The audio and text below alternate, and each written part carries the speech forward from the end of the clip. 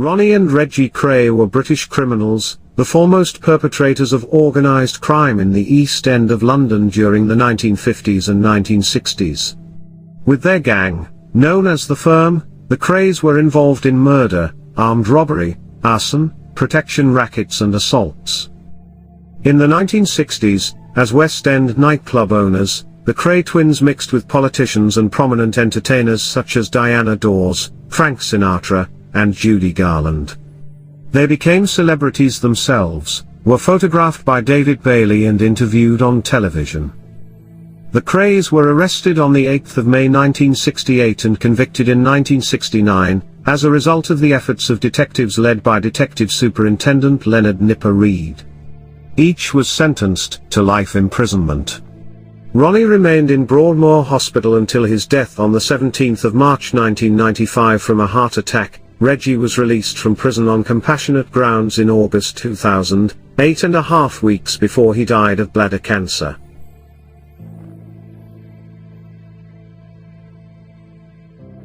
Early life.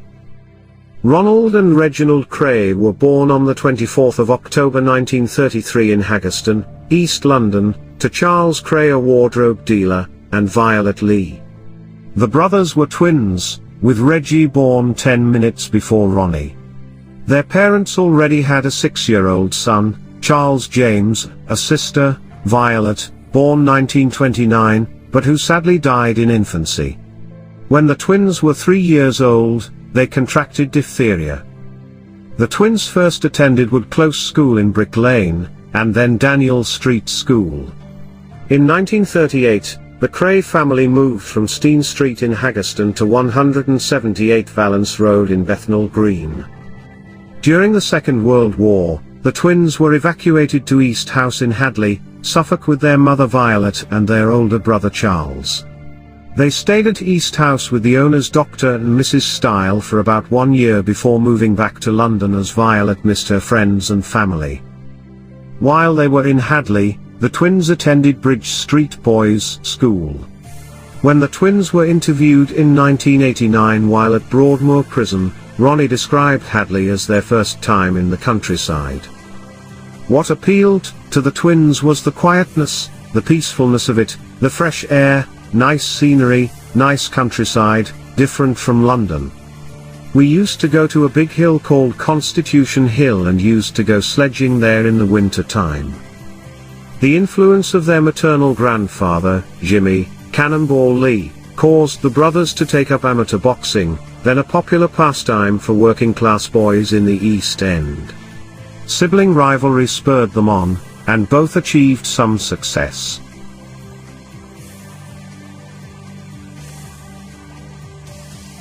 Military service.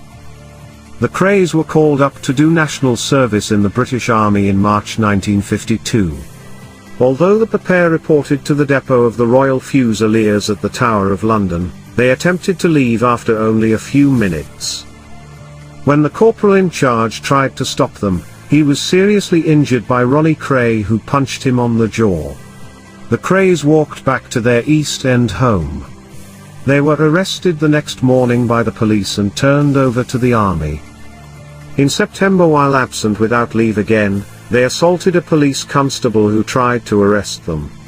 They became among the last prisoners to be held at the Tower of London before being transferred to Shepton Mallet Military Prison in Somerset for a month to await court-martial. After they were convicted, both were sent to the Buffs Home Counties Brigade Depot Jail in Canterbury in Kent. However, when it became clear they were both to be dishonorably discharged from the army, the Krays' behavior became worse. They dominated the exercise areas outside their one-man cells, threw tantrums, emptied a latrine bucket over a sergeant, dumped a canteen full of hot tea on another guard, handcuffed a guard to their prison bars with a pair of stolen cuffs and set their bedding on fire. Eventually, they were moved to a communal cell where they assaulted their guard with a vase and escaped. After being quickly recaptured, they spent their last night in military custody in Canterbury drinking cider, eating crisps and smoking cigarillos courtesy of the young national servicemen acting as their guards.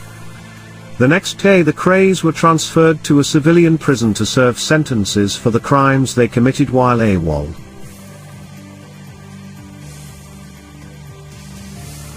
Criminal careers. Their criminal records and dishonorable discharges from the Royal Fusiliers ended their boxing careers, and the brothers turned to crime full-time. They bought a rundown snooker club in Mile End where they started several protection rackets. By the end of the 1950s, the Krays were working for J. Murray from Liverpool and were involved in hijacking, armed robbery and arson, through which they acquired other clubs and properties. In 1960, Ronnie Kray was imprisoned for 18 months for running a protection racket and related threats. While Ronnie was in prison, Peter Rackman, head of a landlord operation, sold Reggie a nightclub called Esmeralda's Barn, to ward off threats of further extortion. The location is where the Berkeley Hotel now stands. This increased the Krays' influence in the West End by making them celebrities as well as criminals. The Kray twins adopted a norm according to which anyone who failed to show due respect would be severely punished. They were assisted by a banker named Alan Cooper who wanted protection against the Krays' rivals, the Richardsons, based in South London. Celebrity status. In the 1960s, the Kray brothers were widely seen as prosperous and charming celebrity nightclub owners and were part of the swinging London scene. A large part of their fame was due to their non-criminal activities as popular figures on the celebrity circuit, being photographed by David Bailey on more than one occasion and socializing with lords, MPs, socialites and show business characters, including George Raft, Frank Sinatra, Peter Sellers, Judy Garland, Diana Dawes, Shirley Bassey, Liza Minnelli, Cliff Richard, Jane Mansfield, Danny LaRue, and Barbara Windsor. Ronnie said at the time, "They were the best years of our lives. They called them the swinging 60s. The Beatles and the Rolling Stones were rulers of pop music, Carnaby Street ruled the fashion world. And me and my brother ruled London. We were fucking untouchable."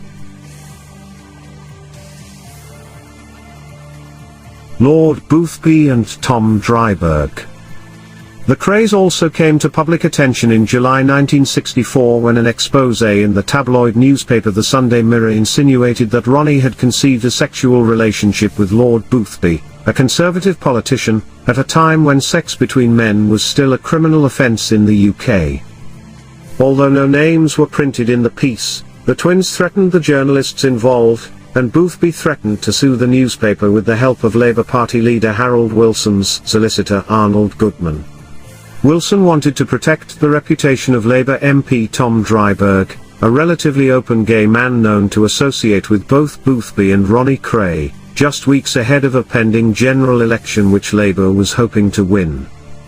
In the face of this, the newspaper backed down, sacking its editor, printing an apology and paying Boothby £40,000 in an out-of-court settlement. Because of this, other newspapers were unwilling to expose the Krays' connections and criminal activities. Much later, Channel 4 established the truth of the allegations and released a documentary on the subject called The Gangster and the Pervert Peer. The police investigated the Krays on several occasions, but the brothers' reputation for violence made witnesses afraid to testify. There was also a problem for both main political parties. The Conservative Party was unwilling to press the police to end the Krays' power for fear that the Boothby connection would again be publicised, and the Labour Party, in power from October 1964, but with a wafer-thin majority in the House of Commons and the prospect of another general election needing to be called in the very near future, did not want Dryburgh's connections to Ronnie Kray, and his sexual predilections to get into the public realm.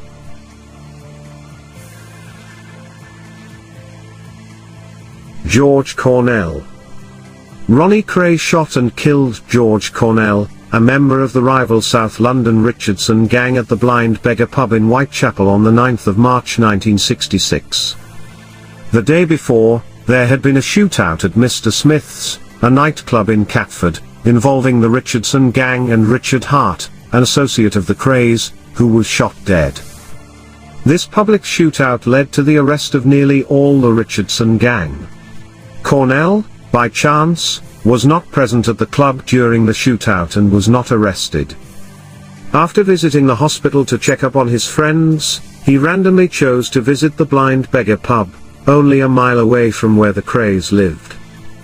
Ronnie was drinking in another pub when he learned of Cornell's whereabouts.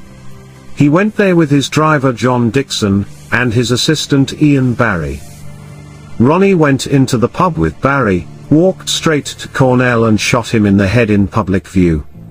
Barry, confused by what happened, fired 2 shots into the ceiling, warning the public not to report what had happened to the police. Just before he was shot, Cornell remarked, "Well, look who's here." He died at 3:30 a.m. in hospital. Ronnie Kray was already suffering from paranoid schizophrenia at the time of the killing.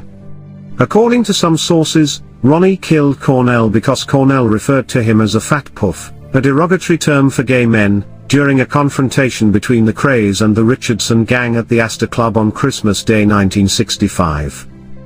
Richardson gang member Mad Frankie Fraser was tried for the murder of Richard Hart at Mr. Smith's, but was found not guilty.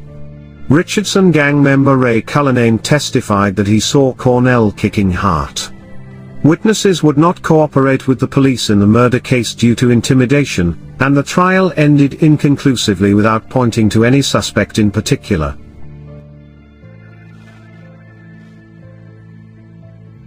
Frank Mitchell. On the 12th of December 1966, the Krays helped Frank Mitchell, the Mad Axeman, to escape from Dartmoor prison.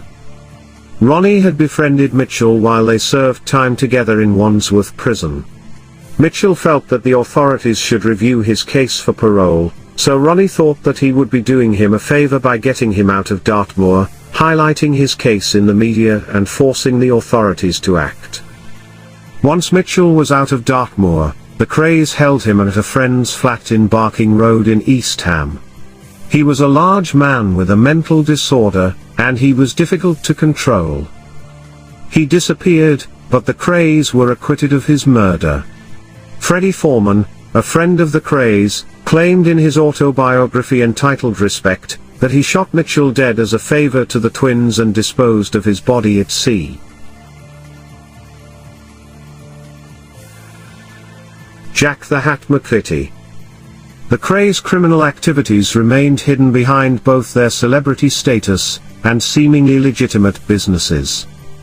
Reggie was allegedly encouraged by his brother in October 1967, 4 months after the suicide of his wife, Frances, to kill Jack the Hat McVitie, a minor member of the Kray gang who had failed to fulfill a £1,000 contract, £500 of which had been paid to him in advance, to kill their financial advisor, Leslie Payne. McVitie was lured to a basement flat in Evering Road, Stoke Newington on the pretense of a party. Upon entering the premises, he saw Ronnie Kray seated in the front room. Ronnie approached, letting loose a barrage of verbal abuse and cutting McVitie below his eye with a piece of broken glass.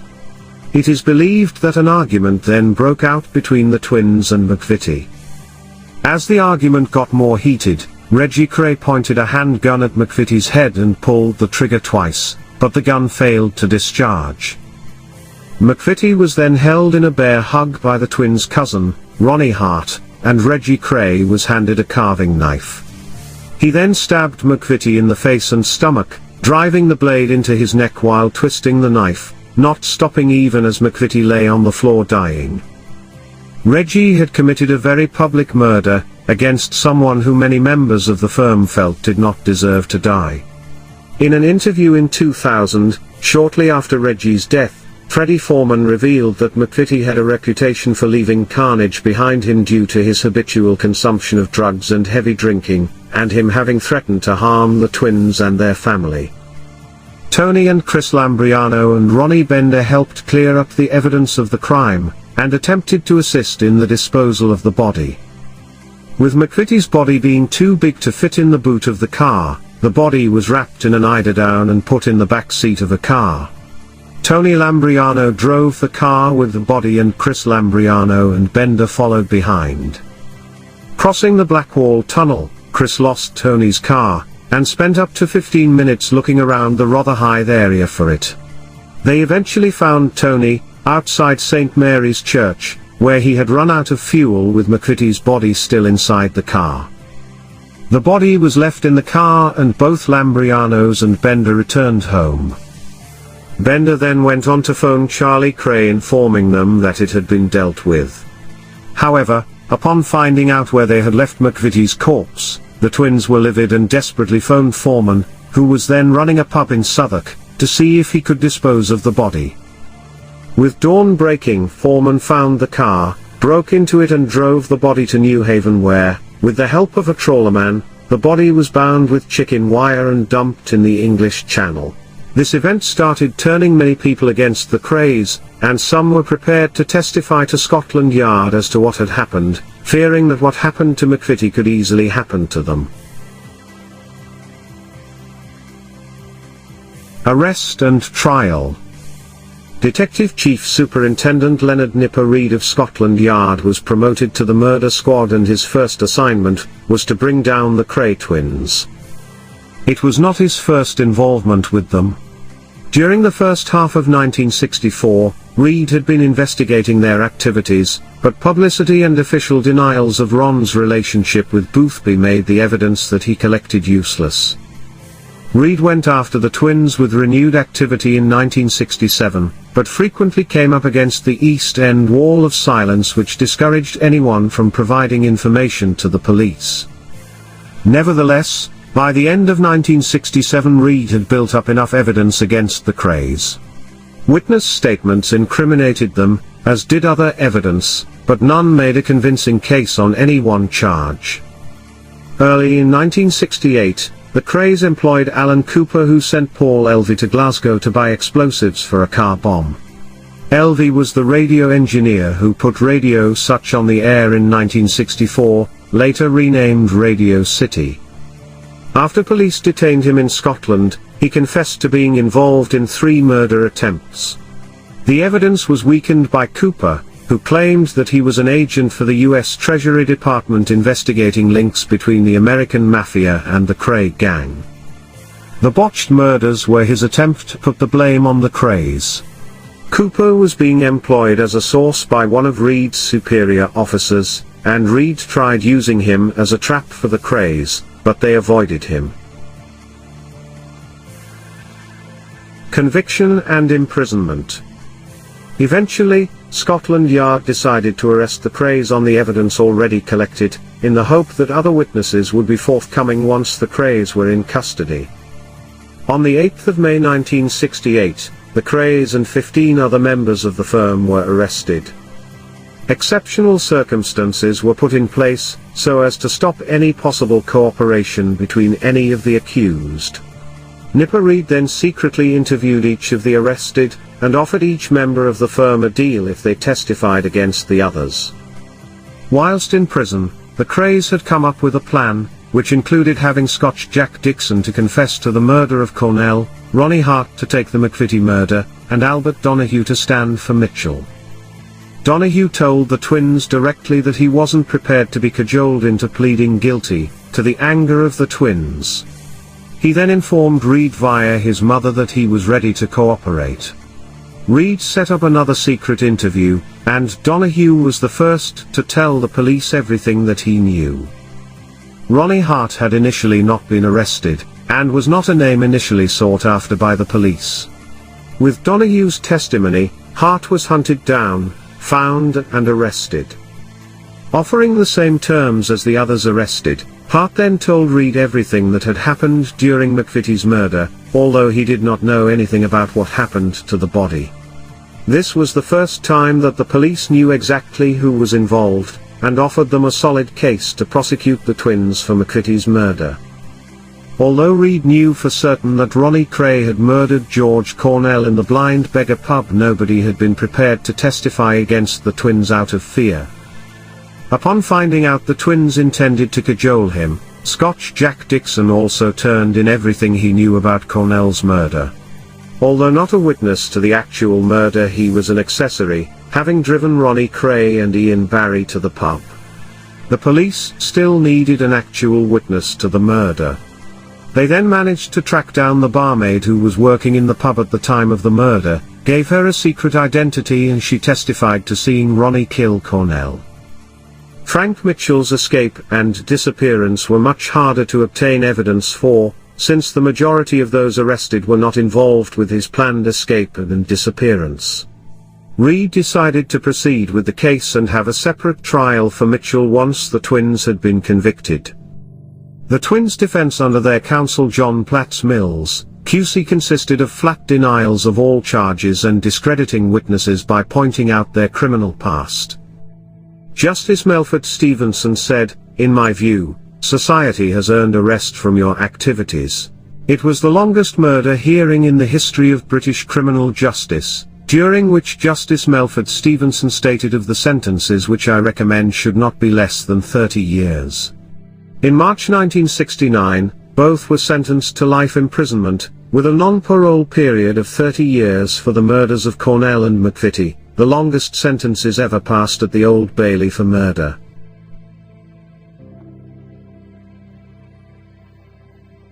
The later years. Ronnie and Reggie Kray were allowed, under heavy police guard, to attend the funeral service of their mother Violet, on the 11th of August 1982, following her death from cancer a week earlier. They were not, however, allowed to attend her burial in the Kray family plot at Chingford Mount Cemetery. The funeral was attended by celebrities including Diana Dawes and underworld figures known to the Krays. To avoid the publicity that had surrounded their mother's funeral, the twins did not ask for permission to attend their father's funeral in March 1983. Ronnie Kray was a Category A prisoner, denied almost all liberties and not allowed to mix with other prisoners.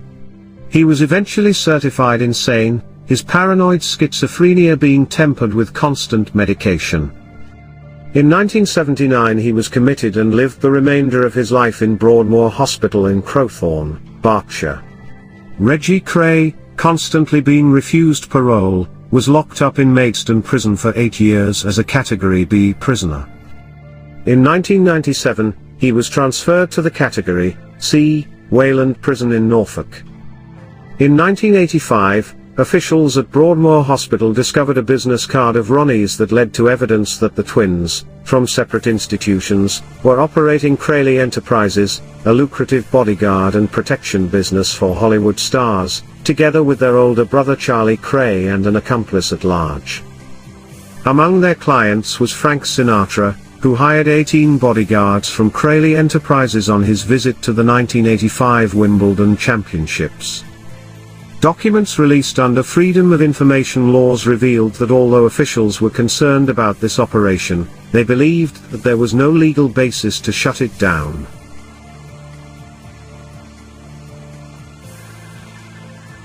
Personal lives. Ronnie.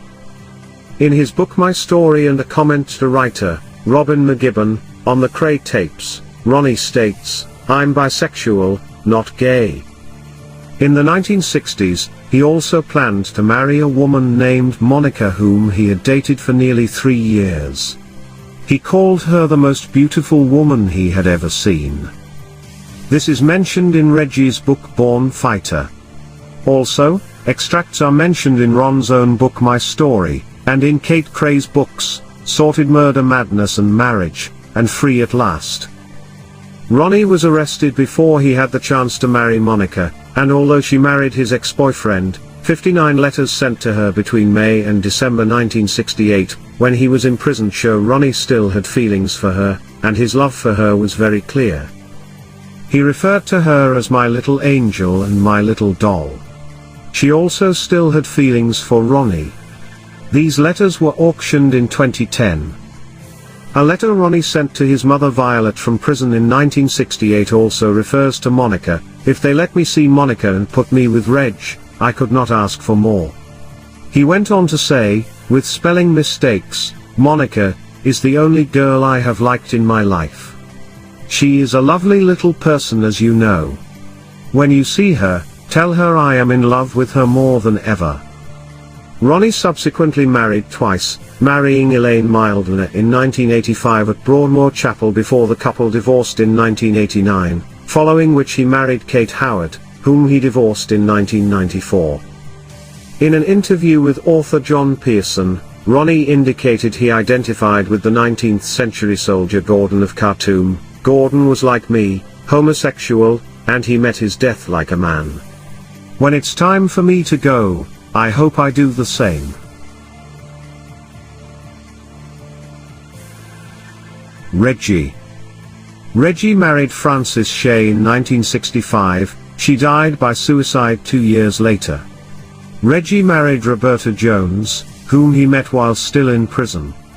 She was helping to publicize a film he was making about Ronnie, who had died in hospital 2 years earlier.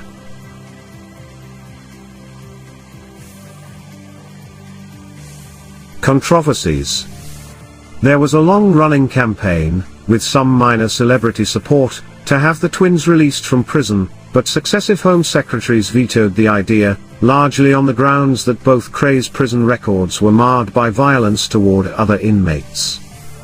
The campaign gathered momentum after the release of a film based on their lives called The Krays in 1990. Produced by Ray Burdis, it starred Spandau Ballet brothers Martin and Gary Kemp, who played the roles of Reggie and Ronnie respectively.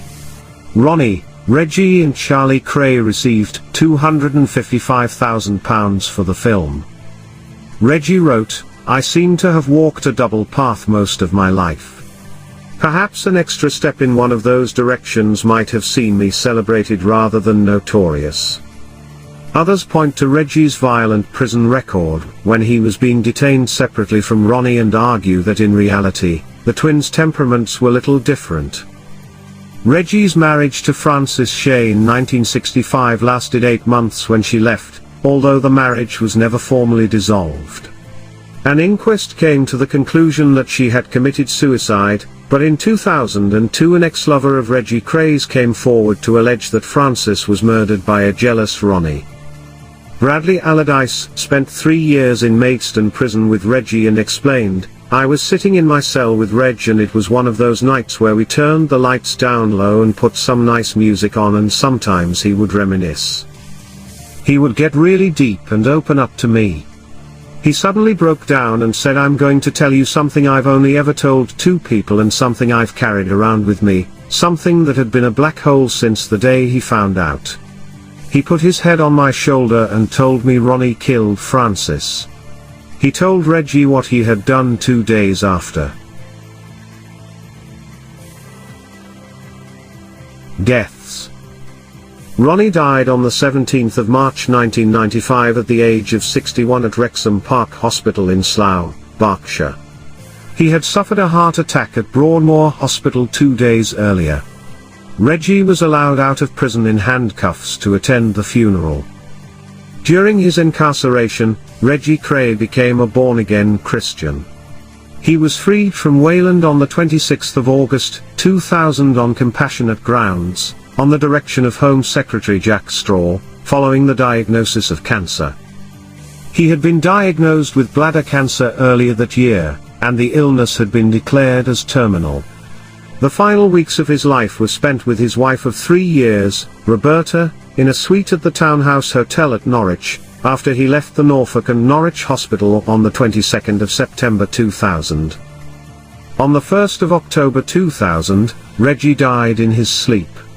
10 days later, he was buried beside his brother Ronnie in Chingford Mount Cemetery. During the funeral, crowds of thousands lined up to applaud. Ronnie and Reggie's older brother Charlie Kray was released from prison in 1975 after serving 7 years for his role in their gangland crimes, but was sentenced again in 1997 for conspiracy to smuggle cocaine, in an undercover drugs sting. He died in prison of natural causes on the 4th of April 2000, aged 73. We'll never see their like again. I hope you have enjoyed listening to this broadcast. Thank you for watching. If you enjoyed the video, please join our Facebook group. It's called Krays Crime Lords of London. We're a friendly moderated group with over 1,000 Kray and other celebrated gangster videos available for view. There's also thousands of images in the photos sections. The link for the group is in the YouTube description section.